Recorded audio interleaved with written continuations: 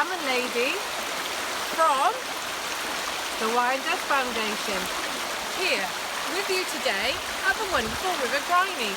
I said at the last session that we would explore fishy food chains and river habitats in more detail, and it seems that we're in the perfect spot. So if you're ready, I'm ready, let's go and explore the river. Now this seems to be the perfect place, the perfect habitat for Shonny and Sam, or Atlantic salmon. Let's think there's plenty of shelter and shade and rock, and there's gravel. There's no pollution, I can't see any lift in the river at all, which is just fantastic. But let me think, what's the other thing they need? Oh, my tummy's grumbling a bit. That's it, they need food. We need to check if the water is really clean and has plenty of oxygen in, and we should be able to work that out if we can find those indicator species in here. I wonder, might we find some mayfly nymphs and stonefly nymphs, or will Shonny and Sam's relations have eaten all the food of the river? Let's go and find out now. It's time to get really wet. Now, just before I go into the river to see if I can find some food for Shonny and Sam, so some mayfly nymphs maybe, because remember, they love to eat those mayfly nymphs. I've shown you pictures of mayfly nymphs and stonefly nymphs, and the pictures have been really big, but it's important to remember or to realise that actually mayfly nymphs and stonefly nymphs and lots of the curious creatures that live in our rivers are actually very small. So I'm going to go in now and use my net and pick and get some, try and see if I can get some things in here for us to have a look at. We will have to focus in and look really carefully because they are very small. Here I am standing in the river. If I look down, remember I said they're very small, the mayfly nymphs, stonefly nymphs, and some of those curious crustaceans I told you about. And they're not waving saying, "Hi, pull out, look, we're here, come and pick me up." I've got to actually gently disturb the bottom of the river because they're quite shy and they're hiding in there. So that's what I'm going to do now. I've got my net and I've got my foot in the river, and I'm gently going to disturb the stones at the bottom and see who enter, what enter in my net. And is it food for our fantastic fish?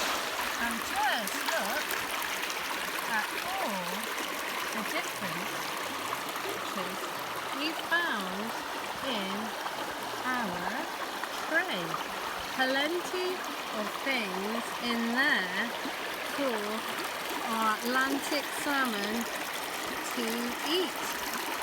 So now we know there are plenty of things for our super Atlantic salmon to eat in our rivers. And remember, those mayfly nymphs that we saw, they are indicator species too. So finding those mayfly nymphs means that not only does our river look clean, but it really is clean and has plenty of oxygen in it. Fantastic. River Grynie really is a perfect place, the perfect habitat for our super Atlantic salmon. It's got everything they need. There's plenty of oxygen in the water, there's gravel, there is stones, there's shelter, there's shade, everything they need. But I said we'd look at fishy food chains in a bit more detail. So while our super Atlantic salmon are looking for the things that they want to eat in the river, there are also other creatures that are thinking that a little bit of salmon would make the perfect meal for them.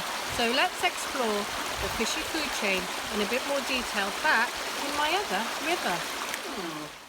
What are these two up to? What are Shonny and Sam hiding from? Are they trying to hide from me? Or perhaps something else? I'll come back to those later. Anyway, I hope you enjoyed our trip to the wonderful River Grynie in the sunshine.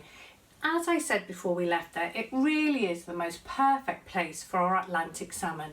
The water is clean, there's no pollution, there are plants and trees along the banks to hold the soil in place, there's shelter and shade and rocks and stones and gravel. Remember, we saw the gravel in the trays when I went and did my little bit of dipping, so those little stones in amongst the creatures that I caught. That gravel is really important. It's important for oxygen. It's important because the salmon use it to make their nests for the eggs to be laid in. And it's really important for the alavan to hide in. When they hatch out, they hide in amongst the gravel too. And it's also a very important place for incredible invertebrates because lots of them live in and amongst the gravel down at the bottom of the river because it's a safe place for them. The mayfly nymphs, which our salmon pa love to eat, live in and amongst the stones and the gravel. They feed or graze on small water plants and algae that cover the stones. Well, those mayfly nymph, and in fact all the creatures that live in and around our rivers, are just like us in lots of ways. We need the same kinds of things to survive. Like us, they need clean water, they need shelter, they need a home, they need oxygen, and very importantly, they have to have food to survive. But they are like us in lots of ways because, unlike us, if they're hungry, they can't just nip to the kitchen and see if there's a snack in the cupboard. And they can't go to the supermarket. I mean, really, have you ever seen a fish pushing a trolley or carrying a shopping basket under its fin? That would be really tricky. Perhaps they might ask, excuse me, is it this aisle for the mayfly nymphs, or do I need to go over there for my freshwater shrimps? No, that's not how it works, is it? They need to get the food that they need to survive from the river. So let's have a little look with Shani and Sam at a special fishy food chain that they're part of, because I don't think they're hiding from me. I think they are hiding from something that might like a little bit of salmon for its tea. Let's check that out now.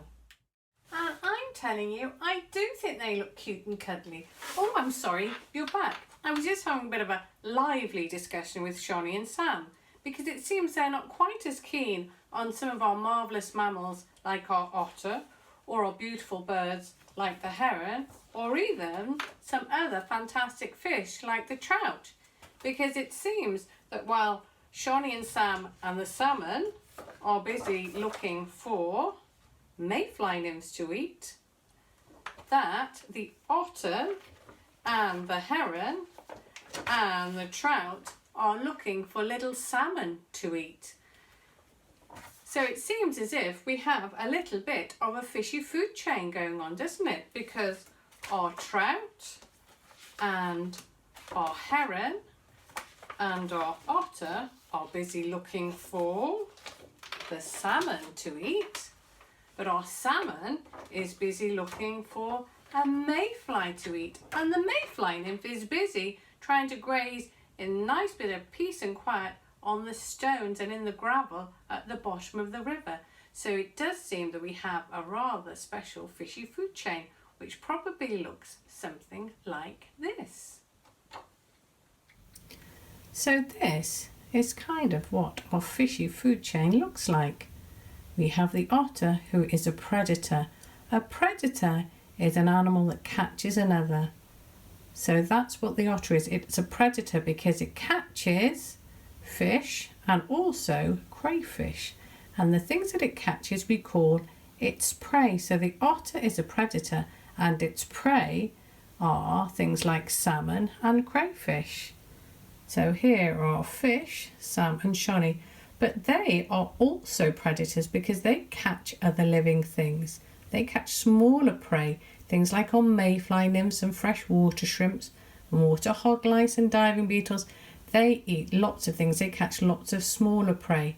So our salmon is both predator and prey because it catches things but also is caught by other things and eaten by them. One of the things it catches, part of our salmon's food chain, one of its prey is the marvellous mayfly nymph. And our marvellous mayfly nymph is a grazer.